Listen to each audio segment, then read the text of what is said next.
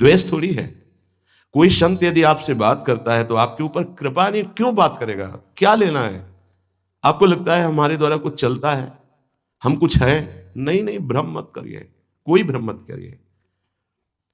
आपके लिए वो आपसे बात करते हैं, आपके कल्याण के लिए आपसे बात करते हैं, आपके कल्याण के लिए वो आपको डांटते हैं, आपके कल्याण के लिए आपको दुलार करते हैं। दोनों बातें समझ लीजिए। जो लाडली लाल में चित्त लगाए हुए हैं उनको कहीं किसी सुख की आकांक्षा नहीं। सच्चाई से समझ लीजिए। अगर वो सुख का कहीं खेल खेलते तुम्हें नजर आ रहे हैं, वो तुम्हारे लिए, तुम्हें दुलार कर रहे हैं, निकल चलो। तुम्हें डांट रहे हैं, निकल चलो। तुम्हें प्यार कर रहे हैं, निकल चलो। तुम्हारे मन को अपने प्यार में फांस करके श्री जी के चरणों में समर्पित कर देना, यही काम है। ये सब संतों का यही कार्य, तुम्हारे संसार के प्यार में फैले हुए मन को समेट कर अपनी वाणी, अपने प्यार के बल से उसे प्रियालाल के चरणों में समर्पित कर देना।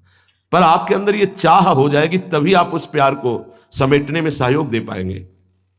मुझे अब इस ब्रह्मा के रचे हुए माया से मुक्त होना है, पर आप तो इन्हीं खिलौनों में राजी हैं, और जब इन खिलौनों से मन को हटाने की बात कही जाती है तो आपको बुरा लगता है। आपसे जिसे कहा जाता है कि अब आप ऐसे रहिए, मनोचिन्हारो ना ही, तो आपको लगता है कि हमारे संबंधों में प्रहार कर रहे हैं।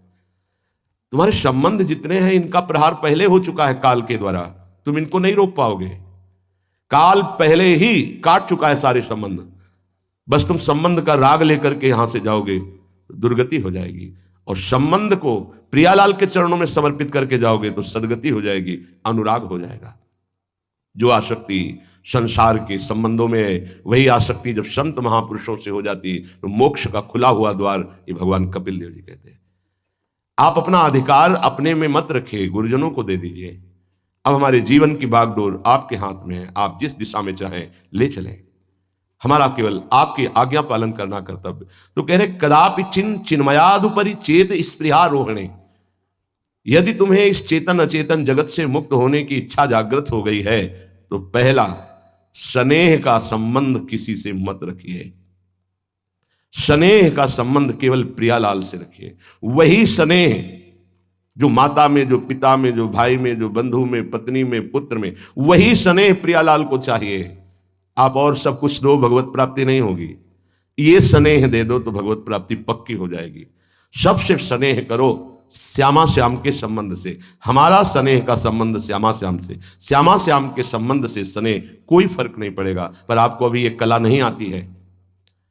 आप जब तक एक बार समस्त संबंधों के स्नेह को बटोर कर प्रियालाल के चरणों में समर्पित नहीं कर देते, तब तक आपको लगेगा, वाणी से बोलोगे कि सब भगवत भाव से ही, लेकिन पूरा राग यही है, ये हमारे अमुक है, हमारे अमुक है। इसलिए इस रहस्य को समझो, पहले हटो, फिर जब वो राग अनुराग में बदल जाता है तो फिर पूरे विश्व से प्यार करो, कोई फर्क नहीं पड़ेगा। सब जीवन सो प्रीति रीति निवाहत आपनी, क्योंकि वो रीति जानता है।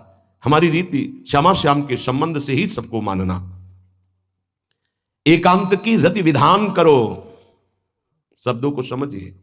एकांत की रति विधान करो, अर्थात हमारे हृदय देश में केवल इष्ट और गुरुदेव के सिवा किसी से प्रीति नहीं। और बहुत इस बात से हम कमजोर हैं। कहीं ना कहीं हम अपनी प्रीति, हमारा दोस्त है, हमारा मित्र है, हमारा रिश्ता है, हमारा संबंध है, तो श्री जी करुणा करके आपको लाई अपने संबंध पुष्ट करने के लिए। फिर भी आप अज्ञानवश उन्हीं संबंधों को पुष्ट करते हैं जिससे आपकी दुर्गति हो जाए। जो आपके, अरे एक हिरण के बच्चा के संबंध ने एक जन्म नष्ट कर दिया, फिर और किसकी बात करें। इसलिए एकांत की रति विधान करो। एकांत की आपकी रति हो चुकी है, इसका परिचय, आपके सामने भारी विपत्ति आई, मन केवल श्री जी में, भारी संपत्ति सुख संपदा केवल श्री जी में मन, यह है एकांत की रति। अब उसको कोई विचलित नहीं कर सकता। जहां विषयी जन रहते हैं, विषयी जन संभाषण करते हैं, उस स्थान में, उस भीड़ में, उन लोगों के बीच में अरुचि हो जाना। रतिम मदन मोहने विदधताम तदेकांतिकीम, एकांतिकी भक्ति, विरति, जन समुदाय, प्रपंच भाषण करने वाले, इनसे संबंध नहीं। ना संतु जनतापने प्रतिवसंतु वृंदावने,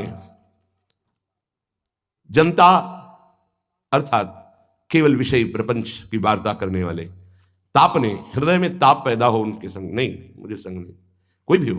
प्रिया प्रीतम से तुम्हें मतलब नहीं, उनकी चर्चा से मतलब नहीं, उनके संबंध से मतलब नहीं, तो हमारा आपसे क्या संबंध। देखो, जगत के संबंध प्रियता दिखा करके भोग सामग्री दे सकते हैं, धन दे सकते हैं, व्यवस्था दे सकते हैं, पर प्रियालाल की प्रीति नहीं। पूज्य श्री रघुनाथ दास गोस्वामी जी जब अपने गृह का त्याग करके महाप्रभु चैतन्य देव की शरण में गए तो 2-3 दिन जो महाप्रभु को भिक्षा आती थी उसी से महाप्रभु दे देते। उनको लगा कि नहीं, जीवन जब महाप्रभु को समर्पित है तो हमको जीने का ढंग सीखना चाहिए, कैसे हम विरक्त होकर के जिए।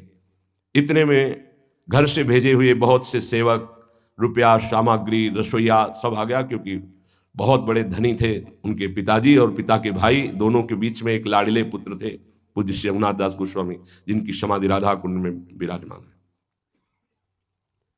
अब सुंदर सुंदर पकवान, भोग सामग्री घर के भेजे हुए रसोइये सब बनाते, प्रभु को भोग लगता, महाप्रभु चैतन्य देव को भी। और फिर विचार किया, क्या ये माता पिता के द्वारा दी हुई सुविधा वैराग्य में कलंक नहीं है? मेरा जीवन प्रभु के लिए, क्या मैं प्रभु आश्रित नहीं जी सकता? जब विरक्त हो गया तो माता पिता के द्वारा दी हुई भोग सामग्री से जीना निषेध है।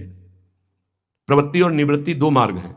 प्रवृत्ति मार्ग में स्वयं अधिकार हो जाता है पुत्र और पुत्री का माता पिता की संपत्ति पर, निवृत्ति मार्ग में नहीं, स्वीकृत नहीं है। निवृत्ति मार्ग में स्वीकृत नहीं। जिसने इस स्वीकृति को स्वीकार किया वो कच्चा ही बना रहता है पूरे जीवन, पक्का वो कच्चा बना रहता है। ये दृढ़ बात समझ लीजिए। आज तक इतिहास है विरक्तों का। निवृत्ति मार्ग पर अगर वैराग्य ले लिया तो माता पिता के द्वारा उसका भरण पोषण कभी नहीं हुआ। आप पढ़ करके देख लीजिए, चाहे कोई भी हो, किसी भी मार्ग का हो। जब रत्नावती जी ने, उनके लिए चिट्ठी आई, पुत्र ने भेजा कि पिता ने सभा में मुंडी का पुत्र कह के कहा, मतलब सन्यासिनी का पुत्र कह के, माता अब हमारी इस नाम की रक्षा करना। ये हुई चिट्ठी पढ़ी तो महल छोड़ दिया उसी समय, और नाई को बुलवाया, अपने जो राजरानी के बाल थे उतरवा दिया, और संत सभा में बैठ गए। आज से कहा राजअन्न का त्याग। अब ग्राम नगर के द्वारा दी हुई भिक्षा के द्वारा भरण पोषण होगा, इस राजा के द्वारा दी हुई नहीं। और पति थे माधव सिंह। जब ये बात सुनी तो उनको भयंकर क्रोध हुआ। मेरे सामने मेरी पत्नी, मेरा इस तरह का अपमान, मारने का प्रयास किया, निष्फल है। अंततो गत्वा, चरणों में हाथ रख के माथा रखा है, पढ़ के चरित्र देख लेना। नहीं इनके महल में रहूंगी, नहीं इनका भोजन पाऊंगी। विरक्त होकर के माता पिता के द्वारा भरण पोषण होना, एक बार एक भिक्षा के लिए तो अनुमति है। अगर विरक्त हो गया है, एक भिक्षा अगर माता पिता करा दे तो वो स्वीकृत है, इसके अलावा नहीं। आप चरित्रों को पढ़ के दे, सिद्धांत से नहीं चलोगे तो 4 दिन बाद फिर उसी में आ जाओगे।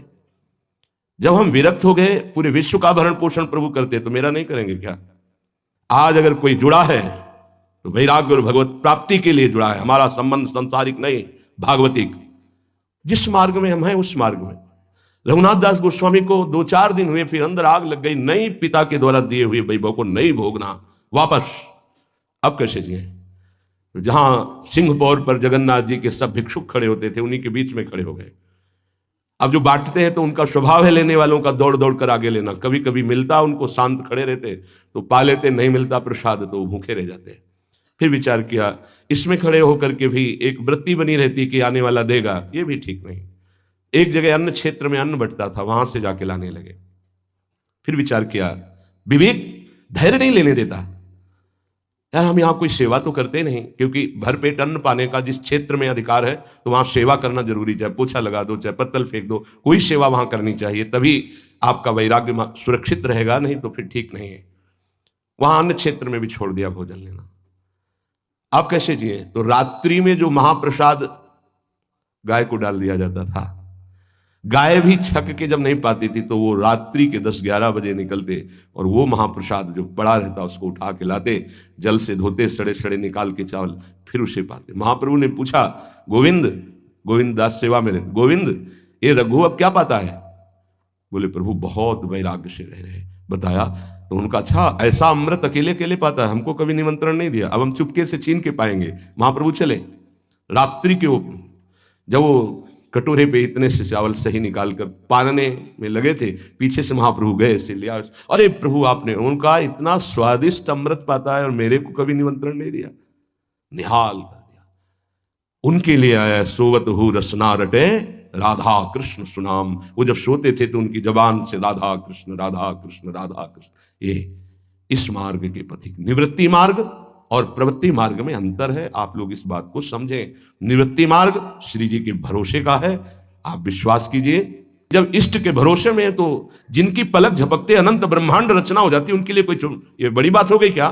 ये कोई बड़ी बात है उनके लिए? हम उनका भरोसा त्याग करके निवृत्ति मार्ग के होकर के और परिवार के द्वारा भरण पोषण हमारा हो, भाई ये तो नहीं समझ में आता। भरोसो दृढ़ इन चरणन के रो।